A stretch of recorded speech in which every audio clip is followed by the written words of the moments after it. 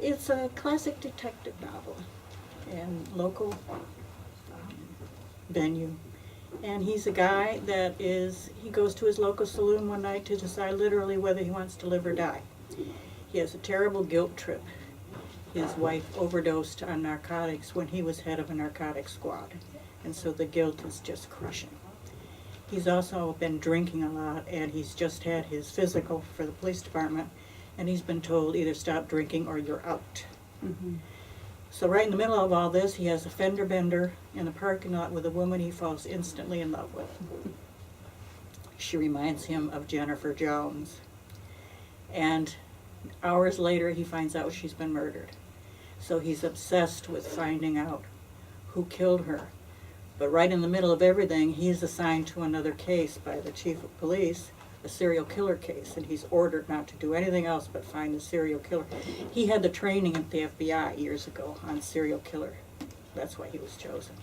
So in secret, he's trying to find out who killed the love of his life, who's now dead.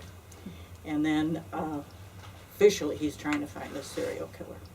And he also has a very unique characteristic. He has a overwhelming sense of smell.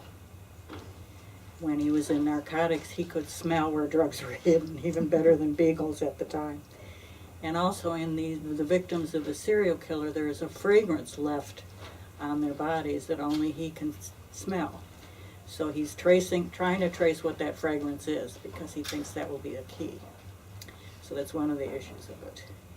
And it's a mystery, but I always say you'll laugh out loud at least once or get your money back, because he's like a mixture of Ralph Cramden, W.C. Fields, that kind of guy. He doesn't know that people absolutely adore him in secret, because if they showed it to him, he'd explode.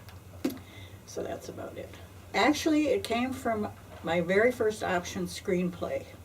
God bless Edward Asner. He took it to a network which shall remain nameless and tried to get it sold as a series.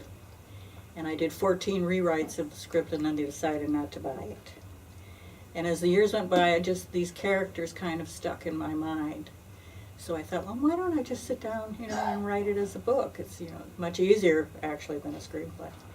And so I started to write the original plot. And right in the middle of everything, in comes this serial killer. That kind of happens to writers every once in a while. And I thought, wow. So I just, went with it to the absolute end of the book. I didn't know who he was or why he was killing people.